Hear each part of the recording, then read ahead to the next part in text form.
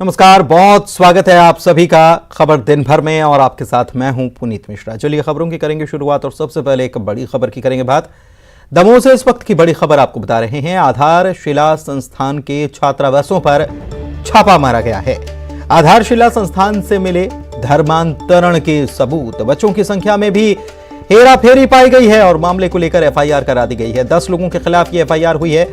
राष्ट्रीय बाल अधिकार संरक्षण आयोग के अध्यक्ष ने यह छापा मारा था और काफी देर तक वो चौकियों के ही चक्कर लगाते रहे। जबलपुर नाका चौकी से राष्ट्रीय अध्यक्ष देहात थाना पहुंचे। देहात थाने में एफआईआर फिर उन्होंने दर्ज कराई। बालिका और बालक गृह का अचानक से उन्होंने दौरा दरअसल किया था और निरीक्षण के दौरान कुछ संदिग्ध दस्तावेज भी मिले।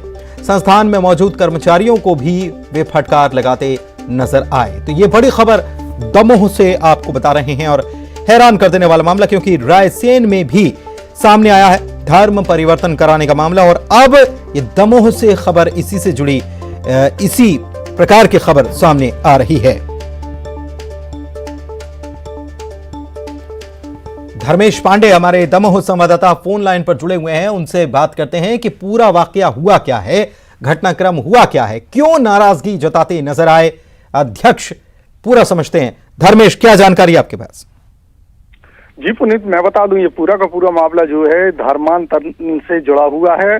और जो क्लत है राष्ट्रीय बाल संरक्षण आयोग के जो क्लत अध्यक्ष हैं, जो प्रियंक कानून वो ये यहाँ पहुंचे थे। बाकी इनके यहाँ पहुंचने से पहले ही जो यहाँ पर है, जो संबंधित संस्थाओं पर जहाँ का उनको औचक निरीक्षण करना था, जहाँ का औचक निरीक्षण करने के लिए आए थे, तो उससे पहले ही इनके विभागीय जो लोग हैं उनने यहाँ पर वो जानकारी लीक कर दी। और जैसे ही यहाँ पहुंचे तो जिस संस्थान में वो प्रवेश करने गए तो जांच के लिए, तो उस दौरान वहां पर इनको प्रवेश नहीं दिया गया।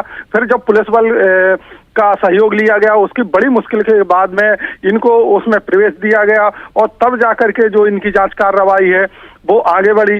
और इसमें बच्चों के मिसिंग की बात की जाए या धर्मांतरण की, तो काफी लंबे संदिग्ध काफी चीजें आई। दस्तावेजों को लेकर के भी जो बात आई है तो उनको सीज करने की तो ले दे करके एक बड़ा मामला है। और जब ये सारी चीजों के बाद में जब ये एफआईआर कराने, संबंधित मामलों में एफआईआर कराने जो जबलपुर नाका चौकी है वहां पहुंचे तो वहां नहीं लिखी गई। उसके बाद में जो प्रियंक है इनको देहात थाना जाना पड़ा। ये बहुत गंभीर मामला है और हैरानी की बात यह है कि कानून के रखवाले या जो जिस प्रकार की उनको जरूरत महसूस होती है इस प्रकार के निरीक्षण करने के दौरान, उसको भी मुहैया नहीं कराया गया। आपने बताया कि पहले से वहां खबर पहुंच गई थी कि उनका दौरा औचक दौरा होना है। यह कहीं ना कहीं बहुत बड़ा एक नेक्सस है और बहुत बड़ा खेल चल रहा है, ऐसे इस तरफ इशारा कर रहा है ये।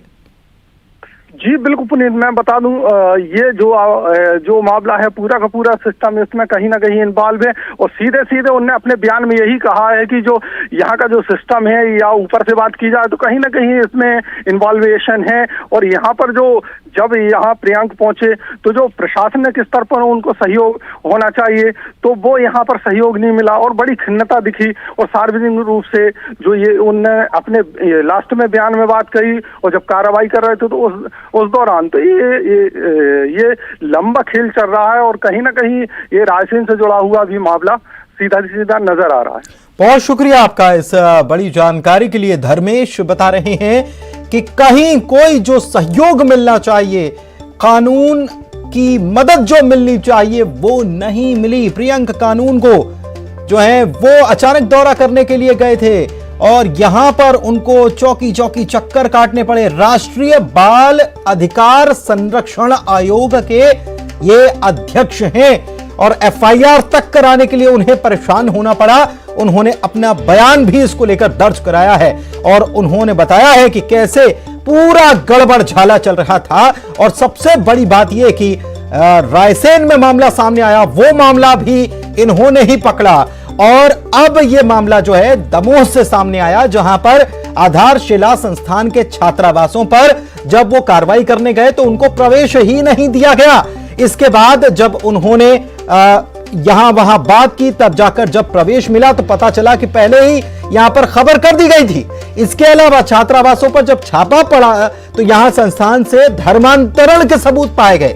बच्चों की संख्या में भी हेराफेरी पाई गई और मामले को लेकर एफआईआर जब करवाने के लिए गए वो तो 10 लोगों के खिलाफ एफआईआर तो बाद में दर्ज हुई, लेकिन उन्होंने काफी देर तक चौकियों के चक्कर लगाए और इसके बाद ये पूरा संबंधित संदिग्ध दस्तावेज यहां से मिले हैं। संस्थान में मौजूद कर्मचारियों को वो फटकार भी लगाते नजर आए। चलिए बढ़ते हैं आगे। ग्वालियर में कांग्रेस के विधायक ने बड़ा बयान दे दिया। कांग्रेस के पूर्व मंत्री हैं और विधायक भी हैं लाखन सिंह यादव। उन्होंने दावा कर दिया है कि मध्य प्रदेश में 1 महीने में चुनाव हो सकते हैं। भीतरवार में कांग्रेस के कार्यकर्ता सम्मेलन में वो ये बयान देते नजर आए और कह रहे हैं कि 1 महीने रुको, मध्य प्रदेश में विधानसभा का चुनाव होगा और हम लोगों को कुछ सूत्रों से जानकारी मिल रही है। सबको मिलकर कांग्रेस को मजबूत करना है। किसी से भी पूछो, वो कांग्रेस की वापसी चाहता है। जिन जयचंदों ने 2018 में चुनी सरकार को गिराया था, उनसे जनता बदला लेने के लिए तैयार बैठी है। इस पूरे मामले पर कांग्रेस की प्रतिक्रिया जब हमने ली तो अजय सिंह यादव जो हैं, उनसे जब हमने बात की तो उन्होंने इसे कांग्रेस का बयान नहीं, उनका लाखन सिंह यादव का निजी बयान बता दिया। मध्य प्रदेश में विधानसभा का चुनाव होगा, ऐसा हम लोगों को कुछ सूत्रों से जानकारी मिल रही। तो हम सब लोगों को मिलकर, जैसा अभी हमारे साथियों ने बताया कि हमको सबको मिलकर कांग्रेस के लिए मजबूती के साथ काम करना है। अभी मध्य प्रदेश के जो हालात हैं, मध्य प्रदेश में आप कहीं भी जाके सामान्य व्यक्ति से बात करें, राजनीतिक दृष्टि से उससे बात न करें, तो आज हर व्यक्ति के मन में एक ही जिज्ञासा है कि आने वाले 2023 में मध्य प्रदेश में कांग्रेस की सरकार बनना चाहिए। उसके पीछे लॉजिक है। पिछले 2018 में मध्य प्रदेश की जनता ने जनादेश दिया था कांग्रेस को, और कांग्रेस के जनादेश को भारतीय जनता पार्टी, कुछ कांग्रेस के जयचंदों ने उस समय नोट की दम पर खरीदकर ये जनादेश का जो अपमान किया है, ये प्रदेश की जनता इसका बदला 2023 में लेने के लिए उत्सुक है। मध्य प्रदेश में कांग्रेस की सत्ता खिसकने के बाद जो मंत्री पद का सुख भोगने वाले लोग 15 महीने में रहे हैं, उनका लगता है कि मानसिक संतुलन काम नहीं कर रहा है, इसीलिए इस प्रकार के आरोप, इस प्रकार की आशंका जाहिर कर रहे हैं। मध्य प्रदेश में माननीय शिवराज सिंह चौहान जी के नेतृत्व में भारतीय जनता पार्टी की सरकार अपना पूरा कार्यकाल करेगी और भैया अपने विधायकों को बचा कर रखो। जो बचे हुए कांग्रेस के विधायक हैं, कहीं वही खिसक कर दूसरे दलों में और भाजपा में ना चले जाए, इसकी चिंता कर लो, क्योंकि भारतीय जनता पार्टी की सरकार ना केवल समर्थन से बल्कि जोरदार समर्थन से विधायकों के भी और जनता के साथ चल रही है, चलती रहेगी और 2023 में भी फिर बनेगी। चलिए बढ़ते हैं आगे। बीजेपी ने लाखन सिंह यादव के बयान पर तंज कसा, ये हमने आपको सुनवाया। भोपाल से बड़ी खबर आपको बता रहे हैं। एडिशनल सीपी सचिन अतुलकर की फेसबुक आईडी से फर्जीवाड़ा हो गया।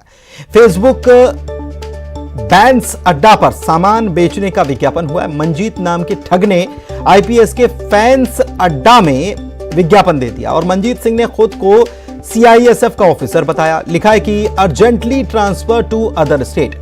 आईपीएस सचिन अतुलकर की दर्जनों फेसबुक और इंस्टाग्राम आईडी हैं फेक, ऐसा माना जा रहा है, बताया जा रहा है।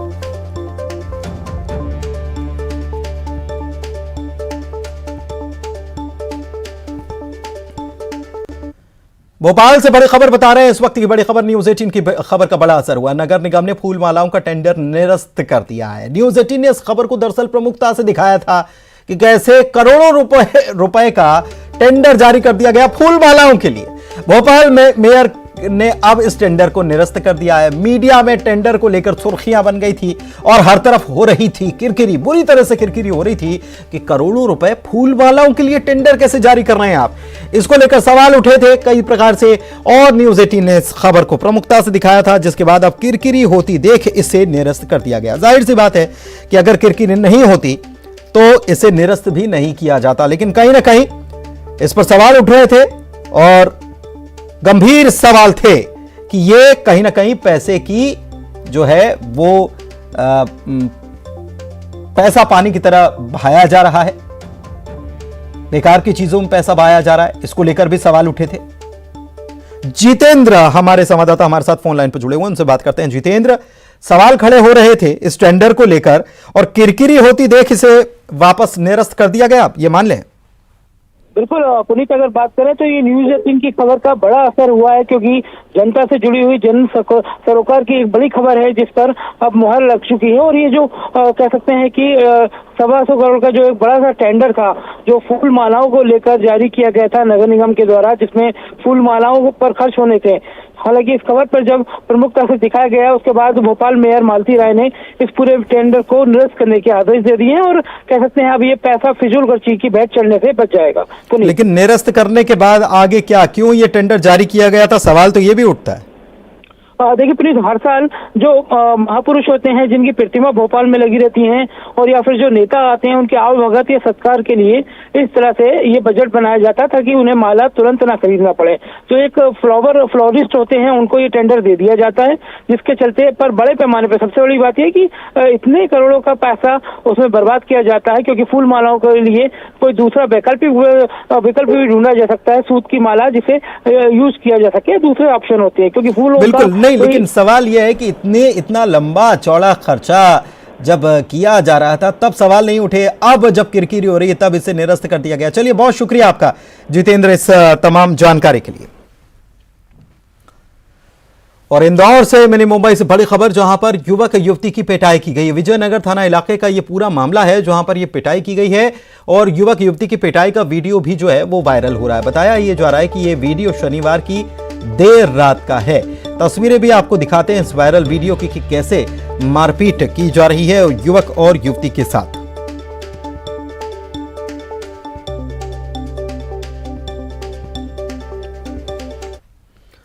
बढ़ते हैं आगे, बात अगली खबर की। शाहजहांपुर में जमकर लाठी डंडे चले हैं। जमीन विवाद का मामला बताया जा रहा है जिसमें जमकर लाठी डंडे चले हैं और दो पक्षों में जमकर विवाद हो गया।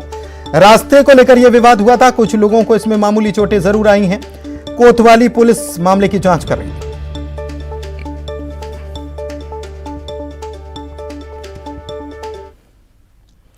भारत के पूर्व मुख्य न्यायाधीश जस्टिस यूयू ललित ने न्यूज 18 से बातचीत की और कहा कि जजों की नियुक्ति के मामले में केंद्र सरकार और जजों के बीच में संबंधों को लेकर कोई खटास नहीं है। हां, इतना जरूर है कि जजों की नियुक्ति के मामले पर सरकार अपने फैसले में थोड़ी सी जल्दी दिखाए। सुप्रीम कोर्ट में देश के मुकदमों में कमी के मामलों को लेकर पूर्व जस्टिस यूयू ललित ने कहा कि उन्होंने मुकदमों में कमी को लेकर जो फैसले लिए हैं, उम्मीद है कि यह फैसला भविष्य में जारी रहेगा।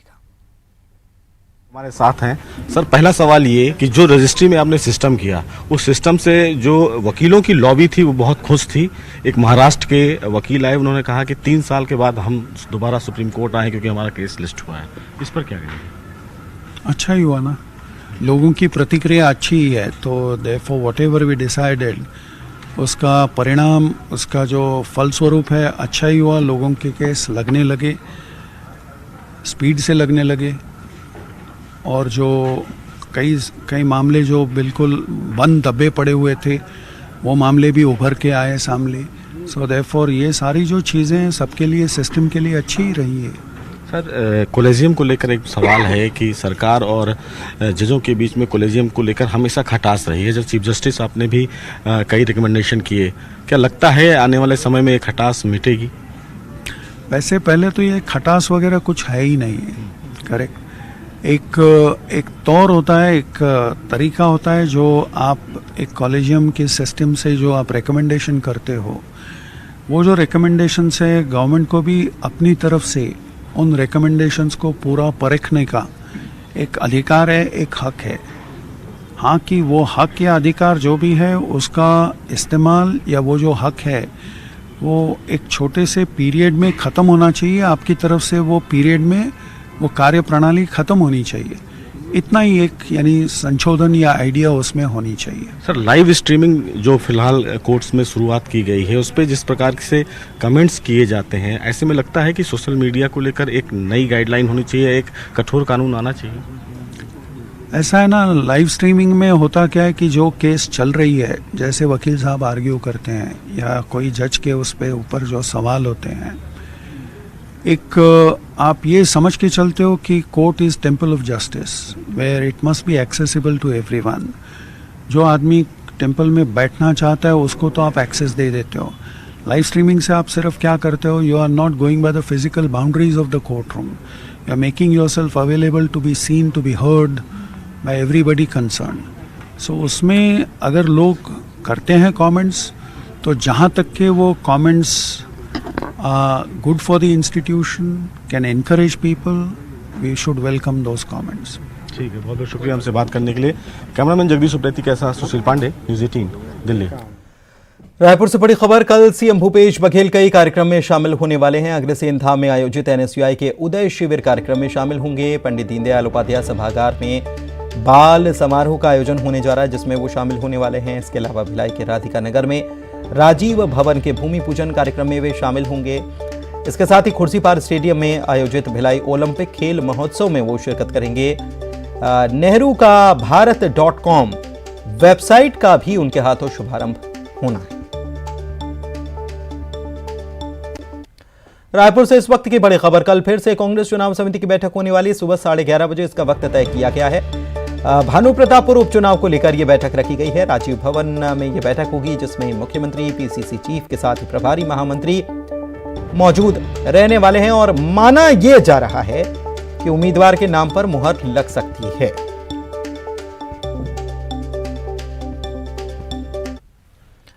जशपुर से बड़ी खबर बता दें आपको, संघ प्रमुख मोहन भागवत आज जशपुर पहुंचे। कड़ी सुरक्षा के बीच झारखंड के रास्ते जशपुर वे आए। अखिल भारतीय वनवासी कल्याण आश्रम वे पहुंचे हैं और आदिवासी बच्चों से उन्होंने मुलाकात की है। इसके अलावा संघ की शाखा में भी वे शामिल होने वाले हैं। कल्याण आश्रम में ही उनका रात्रि विश्राम का भी कार्यक्रम रखा गया है।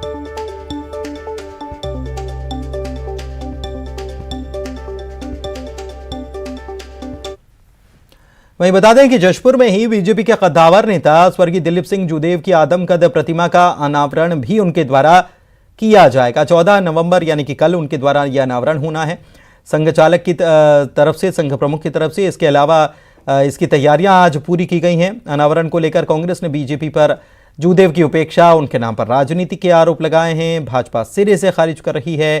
प्रदेश के कई बड़े नेता इस कार्यक्रम में पहुंचने वाले हैं।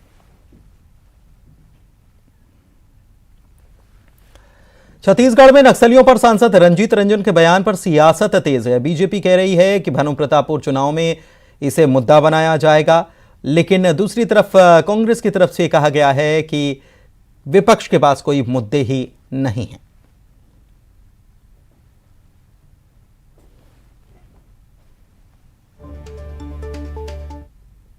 क्षेत्र में जो अपने जान की बाजी लगा करके जो डटे हैं, ऐसे उन परिवारों का अपमान है, छत्तीसगढ़ की जनता का अपमान है, छत्तीसगढ़ की महतारी का अपमान है, छत्तीसगढ़ की महतारी के सपूतों का अपमान है। जिस प्रकार से बिहार से आयातित सांसद छत्तीसगढ़ कोटे की रंजीता रंजन जी ने जो बातें कही, दौरा हुआ लंबे समय बाद, किंतु दौरा चढ़ गया। और जो उन्होंने बात कही है, ये वास्तव में यहां की शहादत पर पानी फेरने वाला है। वो यहां के बलिदानियों पर, हुतात्माओं पर, शहीदों की घावों पर, उनके परिवार, और ये कहूं कि नमक छिड़क कर चले गए। उन्होंने घाव को हरा। हाँ, रमन सिंह के साथ कार्यकाल में बढ़ा और हमारे कार्यकाल में घटा, वो आप लोग सब देख रहे हैं। नहीं तो आप लोगों का मतलब कैमरा और आईडी और एक बैग सारे पत्रकारों को बंधा रहता था, कब घटना हो और कब जाना पड़े। फोन आएगा तुरंत सब काम छोड़ के जाना पड़ेगा। आज 4 साल में ऐसी स्थिति आई क्या एक बार भी?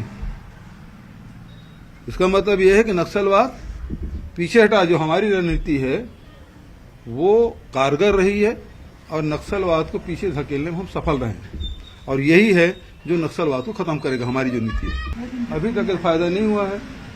और पिछले समय आए थे मोहन भागवत जी, और हमने आग्रह किया था कि कौशल्या माता मंदिर का दर्शन करने जाए, और हमारे आग्रह स्वीकार किया और गए भी, अच्छा लगा। भारतीय जनता पार्टी के पास कोई विषय है ही नहीं है। न किसान का मुद्दा है, न मजदूरों का है, न आदिवासियों के, न विकास का मुद्दा है ना, न मानव विकास के उसके पास मुद्दे हैं, न ही भौतिक विकास के। उनके पास कोई मुद्दा रह नहीं गया। तो एक धर्मांतरण और सांप्रदायिकता, 2 ही हथियार आरएसएस या बीजेपी के पास, इसके अलावा कुछ है नहीं। भानु प्रतापपुर उपचुनाव के ऐलान के साथ ही राजनीतिक सरगर्मी तेज है। नेताओं के साथ मतदाताओं में चुनाव को लेकर उत्सुकता है। इस सीट पर अभी तक किसी राजनीतिक पार्टी ने अपने प्रत्याशी के नाम की घोषणा नहीं की है। इसके बावजूद भानु प्रतापपुर के सबसे बड़े ब्लॉक चारामा पर सभी की निगाहें हैं।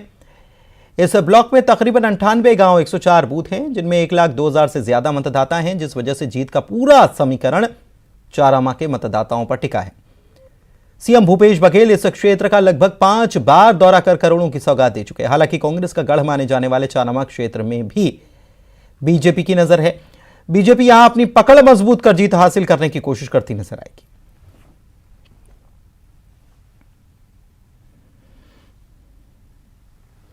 बढ़ते आगे, सीएम ने डॉक्टर रमन सिंह पर निशाना साधा है। पत्रकारों से चर्चा के दौरान उन्होंने कहा कि नान घोटाले की जांच अभी तक पूरी नहीं हुई है। रमन सिंह ने धर्मलाल कौशिक के माध्यम से हाईकोर्ट में पीआई लगवाया। सीएम ने कहा कि बीजेपी और रमन सिंह इस पर जवाब दें कि आखिर सीएम मैडम हैं कौन। इसके साथ ही उन्होंने रमन सिंह पर चुटकी लेते हुए कहा कि आजकल बीजेपी वाले रमन सिंह को बुलाते नहीं हैं, सिर्फ घर में बैठकर वो ट्वीट करते रहते हैं।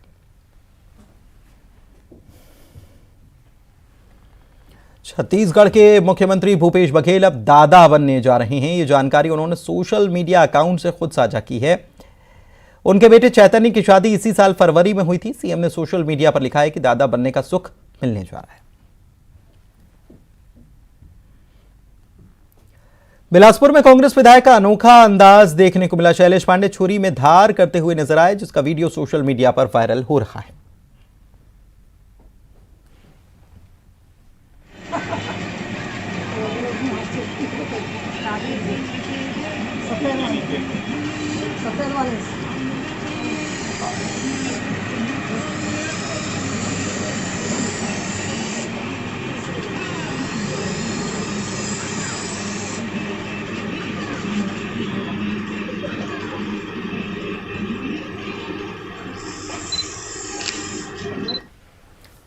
और इसी के साथ खबर दिन भर के बुलेटिन में फिलहाल इतना ही, लेकिन खबरों का सिलसिला आगे भी जारी रहेगा।